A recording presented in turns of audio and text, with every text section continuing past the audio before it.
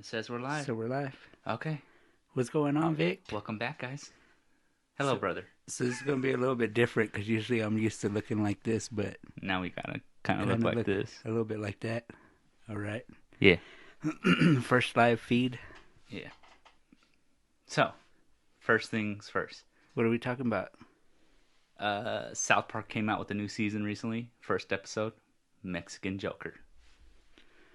Oh yeah, that was like a big old deal that everybody is talking about. Um, the whole South Park controversy and all the stuff that's going on with them. Kinda, This sorta. was a little bit before most of that Yeah, it was. controversy. It was before the whole China ban and all that, or China censorship and all that. So it was like the Right. first episode before that. And so basically, long story short, if you haven't seen it, it's talking about the kids in these detention camps and how they are being traumatized by the U.S. government and the fact that they may rise up and go ahead and rebel against authority and or the government. And so it's most people are like, it's kind of a far fetched story. They're just kids, But um, This kind of tied into a little bit of just some talk that we had in the past about an uprising in the U.S. Whether or not there would ever be an uprising, a new civil war, if you will, yeah, and we talked about this off screen, and basically we came to the sent is where is this next uprising going to be? And it seems like it's coming or heavily. more so, yeah, like who would be these people that would uprise? Yeah, and it's more of, well, what culture's kind of starting to come out and get outraged. We understand that the whole civil rights era was pretty much the black community fighting for their rights Right. and stuff like that. Well, while that's not completely solved yet, now we're understanding that the whole, what would you call them? There's so many words: Hispanic, Latino, Yeah. Latinx, Mexican, The easiest, I Chicano. think, would be the Latin community. In short, Yeah, Latin community, because I think overall most people that we're referring to would would identify as Latin, yeah. So we should just say anything south of the United States, in Central America, South America, and and anybody that Mexico. has any kind of heritage to that. Yeah, So you could be from the Americas here in yeah, North America, but you'd be like us, and we have a lot of heritage in the Latin community. yeah. And on one of the earlier podcasts, we talk about who we are, and we're from Texas, right? Right. No relatives from Mexico, no relatives from anywhere other than Central Texas area. And then we're the only ones that kind of branched out here to Colorado. Right. And now we're seeing that the Hispanic community over here is very divided as well. And so Yeah, now, there's a bunch of division in different types of identifiers, and it's like, how do you kind of culminate into one? yeah, or if we should even culminate into one. Gotcha, gotcha. So instead of coming up with these words of Latinx and um, what would you call it? Chicano, Mexican, Hispanic, whatever else you Right, want to consider right. yourself, is that should we just come together as one type of people, or should we have these subcategories? Basically, I see it as the way that we see. We can look at other races, for example.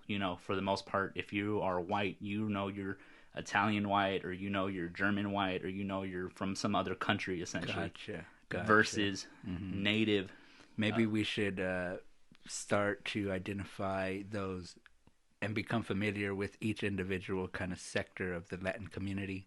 Like I'm Mexican, Mexican Latin heritage versus somebody who's a Puerto Rican Latin heritage. Yeah. And before we become all Latinx, we should identify and become familiar with each sector. Well, the pros and cons with that is that one, we understand that we are different, but the cons is that we also go ahead and say, hey, well, my community is better than your community, and that kind of leads to more hate in a sense, because we kind of see that around. I guess for white people, it'd be around the '60s, when they had the whole here in Pueblo, Colorado. Colorado, it's the Italian kind of descent. If you were Italian, you lived here in Denver to Pueblo around the 40s, 30s, and all that. if you were Italian, you were kind of seen as what they would call a lesser race. However, it but they're still Yeah. So immigrants, what? and it Yeah, was but at the time. beyond all that, I mean, I don't want to get all into spending a bunch of time into what Italians referring themselves to. Let's get back on track with this. With our heritage, whether or not uh, we should even consider ourselves um, one community. So where are you at on that? I think we should come up with a whole new word, if you will, and it's anyone who is here in the United States, whether they're an immigrant or a U.S. citizen, or whether they want to come to America, and that word is yet to be named, and that's who we are as a people. So whether you're in California, whether you're in Texas, whether you are in New York, you are all the same kind of people.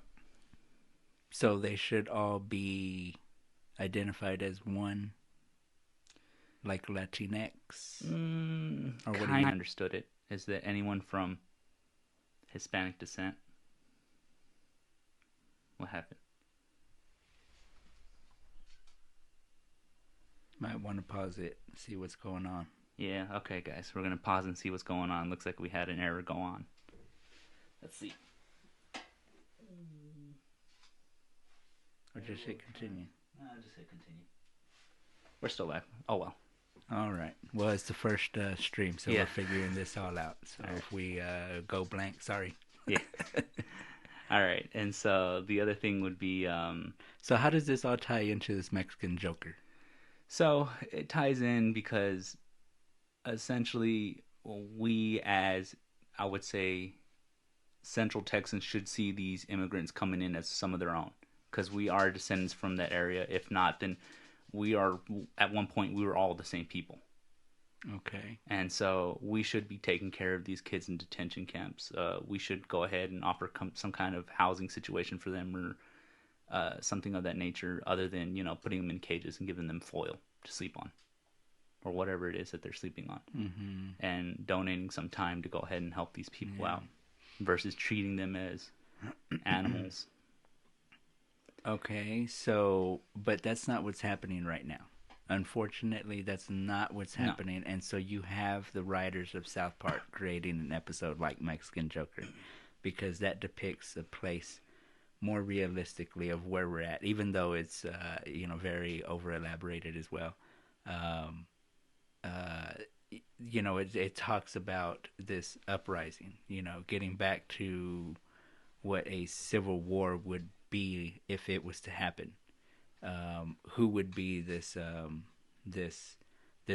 uprising power? It would be the I don't know what you would call them. The people right there, basically on the border of Mexico, the people who are getting detained, and I would kind of say the cartels in Mexico as well. Right. Well, I'm not trying to identify a specific group, but what you're overall saying is it's the Latin community. Basically, yes, Okay. the Latin community So is it going to would be be a the next. Latin community. So with that, that's what they're kind of leading into, saying that one of these kids from a detention center could uprise because he was so traumatized by the U.S. government that an uprising could occur and create a Mexican Joker, someone who is who has been mentally tortured and ultimately, I guess, suffering from mental health.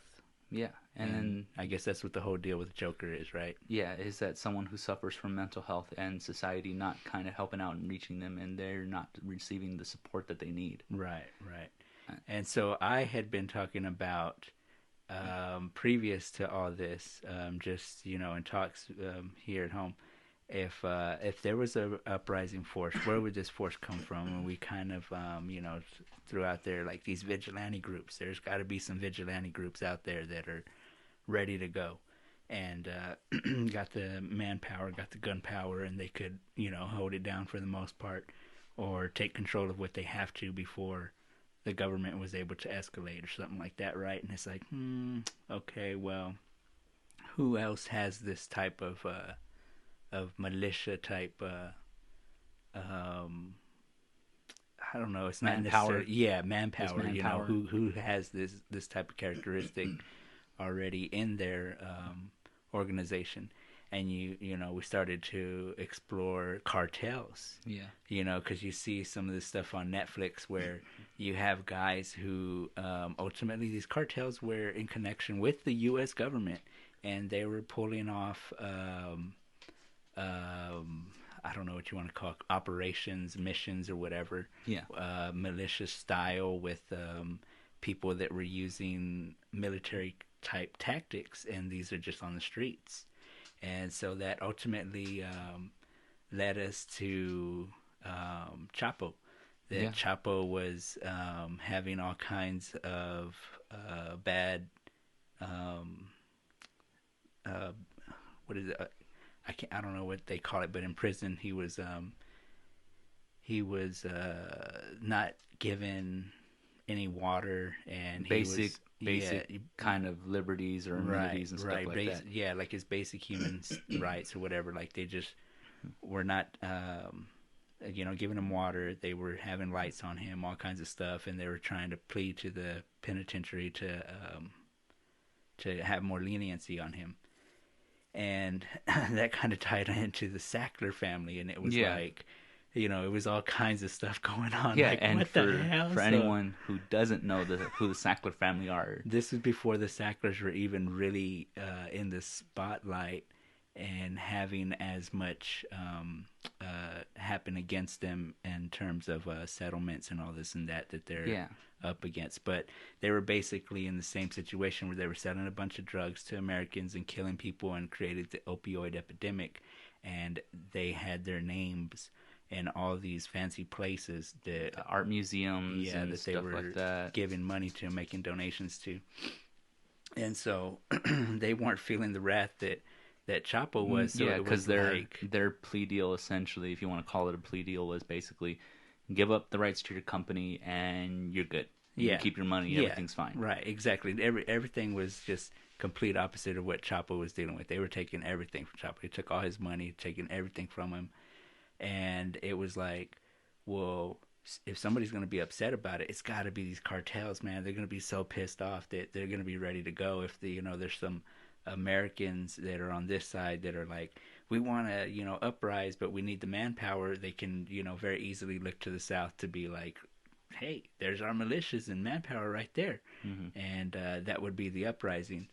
And so that, I guess, kind of leads into where we're at now in a recent headline, and that El Chapo's son was trying to be extradited to the U.S. Um, and in the U.S. government wanted him over here because they're going to now charge him with all this stuff. And what happened was these cartels uprose and took over the city of Caloocan, and they did not extradite Chapo's son. Yeah, that they were eventually, the government in Mexico said, you know what, let's just call off this entire operation. We can't do nothing about it. And it's like, what? How do you take over a city and Yeah. then say basically So there's force the government to yeah, stop what they're doing? and yeah, just before we get into that, there's a whole bunch of like Chapo's family like actually made a statement, and they were like thanking the Mexican government, making it seem as though the Mexican government colluded with them to decide to let him go. But the Mexican government was, you know, saying that they were just completely overpowered, and that they were risking a lot of lives because they had already killed um, several officers, taken a few of them hostage. And then liberated a couple of prisoners and stuff like Prisoners, that as yeah. well. Yeah, And so it was basically yeah, just it a total escalated. takeover. It escalated very quickly. So it is a crazy call, but yeah, that really kind of falls into place with this whole idea of a Mexican Joker, of Yeah, yeah, all the trauma that the U.S. is yeah, putting and on the Latin community. yeah, and essentially when they go ahead and decide, hey, we need to go ahead and uh, and this is kind of taking it to the extreme, but it's not that far off of, hey, we need to go ahead and invade the U.S. and free El Chapo. who are we looking to go ahead and help us get in? Well, it's Right. going to be these people that are traumatized because we were treating them badly, and they're going to sympathize with them. Sympathize with them. Yeah. Yes, as well. And it's like, how are we not seeing this play out? Yeah. Like, it's just Yeah. I all mean, coming to light. it's so crazy that, like I said, the conversation was that we were just talking, like what if, and it's not even a year later, and the stuff is being played out, and it's interesting to see where things would be heading. But yeah, our country is in a very odd place right now, and things are just They're just escalating more and more they're and more. well, things that have never happened are happening, and yeah, they get toppled. As time passes, it just gets toppled. But yeah, I mean, hopefully things could be turned around, and stuff could happen differently. But right now, the way things seem, I mean, I don't know. Yeah, It's it it's seems gonna like it is take a going to lot. play out. It's Yeah, gonna and take a lot. they essentially, the way you see it is that, again, it comes back to, are these people who are going ahead and trying to, I wouldn't say liberate El Chapo, but kind of defending themselves, these cartels, do you identify as them? And if so, at what extent Well, do you help or yeah, not but help? you're kind of saying they want to liberate El Chapo, but there's more to it. You get into the it's basically a battle of these, and we kind of, I don't know if we had talked about it or not. The Antifa? Antifa, yes, the Antifa and the Proud Boys. So I'm Oh kind yeah, of sort of getting a little bit uh, more knowledgeable about it, but it's still um, confusing. And I just saw a video, and it's a girl, and she's confronting a group of these Antifa people, and she's asking them what is their motive and this and that, and you kind of know what it is, right? With the Antifa. I understand that they're I wouldn't, I guess you could say that they're almost a radical group, Hmm. but they're just a group of U.S. citizens, mainly based out of Oregon. Well, And, they're everywhere now. well, Yeah, yeah, but the main this ones are right, in right. Oregon. And basically, they are the way you would see these extremists, but on the left, and or yeah, the extremists on the left, and so So they do not support Trump. they do not support They're Trump. the They're opposition super heavily opposite. liberal Right. and super PC. And for those Yeah. of you who don't know what PC is, politically correct. And So they're super politically correct. Okay, so this is where things get really crazy because you have this group, and it's I guess this is why it gets super confusing, because you have the Antifa guys who do not support Trump but who are incredibly politically correct, you know? I guess you could say, right? yeah, And yeah, so um, you have this dilemma where I'm not a Trump supporter, but this whole crazy political correctness is just it's that's the other reason why I think that the uprising would occur, is because you have a group of people. Once you throw Trump out of the equation and you can get uh, those people to align themselves with across the lines and see things as politically correct versus non-politically correct, it's like yeah, you have a different kind of battle there. yeah. And so, for Because example, this thing would be those are situations where it's like you can't say anything without offending someone. offending someone. Yeah. For example, the argument could be made here that regardless of who El Chapo was, he's being mistreated. He's not giving any water. He's not giving no sunlight. Lights are always on him. He's always in solitary, so on and so forth. Mm-hmm. And so it's like, how come that's happening to him, and yet the Sacklers, who are U.S. citizens, are just saying, hey, you can still live in your mansion, whatever. You can still have all your money, Mm-hmm. but just give up the rights to your company. Mm-hmm. And it's like, it's almost the same thing. One was illegal drugs, one was legal drugs. Yeah. And so it's like, Yeah, I What? guess. Yeah, I guess it gets a little deeper, and you can't even say it as far as like politically correct versus non-politically correct. It's just there is like a standoff between people, and for whatever reason, people are organizing themselves as Trump supporters versus Antifa guys. But then you have like what you're talking about, legal drug dealing versus illegal drug dealing, and the U.S. justice system, and how that's um, A factor in it all. yeah, how that really afflicts minorities and how it's set up Yeah, to, really and be against them. I I wouldn't see it as far as Antifa kind of going ahead and I wouldn't say joining these cartels or anything like No, that, no, but no. It's just that they're the people that you see taking action. yes, and so they would go ahead They and are those would be the radical. people They are radical in protesting that outside sense. these Yeah. detention centers and Right. letting everyone know, hey, this is wrong, and it is wrong. Right. Right. I don't know if they are, and that's the thing, is that's what I'm saying. I don't know if they're the people that are around these detention centers. I see them more so at like Trump rallies and stuff like that. So I don't know what their motive is. I don't know what their um, whole deal is, but I have heard instances where they do take action and they will beat somebody Yeah, up or like whatever. They're the the complete Proud opposite. Boys. Yeah. Not too sure what that term means, but I remember reading some kind of article or watching some kind of video saying that a group of Marines uh, were at a Antifa rally Hmm. or gathering, Right. and they were asking them if they were Proud Boys, and the Marines weren't sure what that meant, Uh-huh. and just kind of went along with the motions, and it's like, yeah, I'm proud, yeah, and then they Hmm. beat on them, Right. Right. and so it's like, Yeah. what? Yeah.